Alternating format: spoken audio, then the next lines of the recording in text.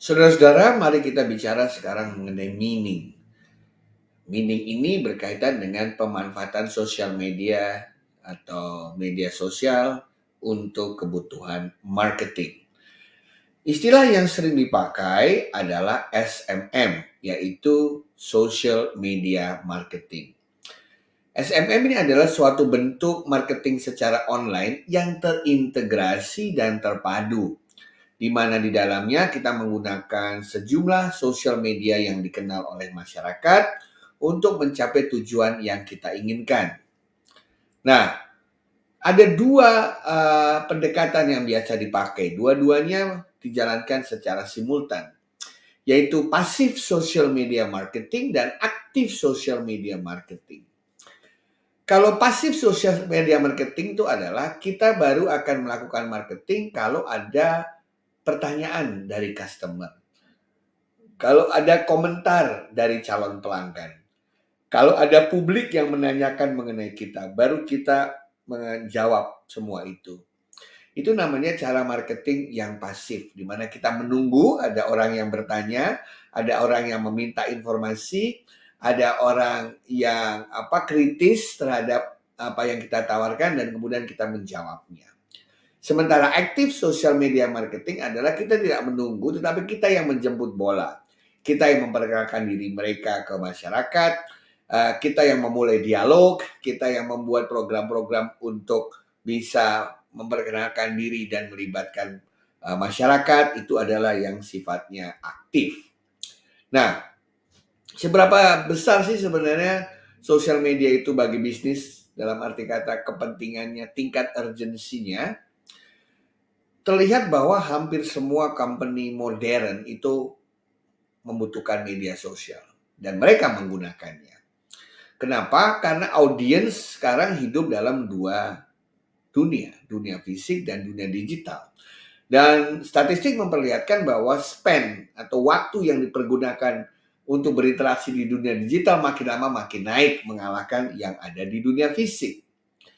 Nah, hasil dari riset memperlihatkan 79% perusahaan sekarang menggunakan social media marketing. Marketing berbasis social media.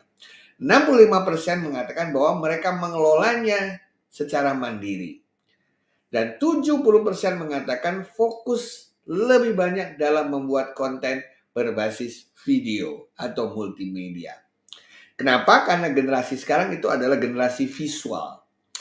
Generasi yang tidak suka mendengar, mereka bukan pendengar yang baik, tapi mereka pembelajar yang cepat dan mereka di-trigger pemikirannya secara instan dengan sesuatu yang bersifat sosial. Visual. Jadi model-model seperti infographics, multimedia, animasi itu sangat disenangi oleh mereka dan terbukti efektif. Seberapa besar sosial media marketing bisa memberikan impact kepada generasi yang berbeda? Dari riset terlihat bahwa semakin baru generasi, impact-nya semakin besar. Jadi generasi Z memiliki impact lebih besar dari millennials, generasi X maupun generasi baby boomers. Ya, jadi mereka semakin lama semakin percaya terhadap sosial media. Dan di masing-masing generasi itu mereka lebih mempercayai sekarang sosial media daripada melalui cara-cara yang lama, ya, atau lebih sering mendapatkan brand-brand baru dari sosial media dibandingkan dengan brand-brand yang lama. Nah, di sini ada 3 tingkatan maturity dari pemanfaatan sosial media, dari yang paling rendah sampai paling tinggi, terutama baik untuk non-profit organization.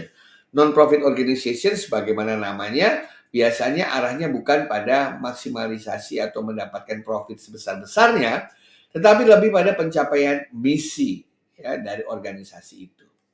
Tahapan 1 atau maturity pertama adalah tahapan inspire, di mana mereka merasa bahwa kayaknya organisasi, perusahaan, tempat saya berinteraksi itu kayaknya kok jujur, bisa dipercaya, saya merasa nyaman ya karena mereka otentik gitu ya. Itu akan naik menjadi tahapan kedua, yaitu yang namanya list, di mana semua umpan balik kita, semua kritikan kita, masukan kita, dialog kita didengarkan oleh organisasi. Jadi wow, ternyata opinion saya matters. Ternyata yang saya sampaikan didengarkan, diberi jawaban. Ya, hal-hal yang saya ingin tahu, saya mendapatkan feedback cepat.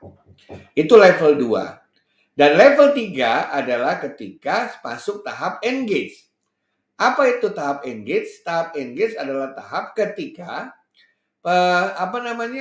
customer itu merasa mendapatkan lebih dari yang dibayangkan. Sehingga mereka mau untuk bisa memberikan lebih kepada organisasi, kepada perusahaan. Kenapa? Karena dia merasa dihargai, mendapatkan produk atau layanan yang melebihi dari yang seharusnya mereka peroleh.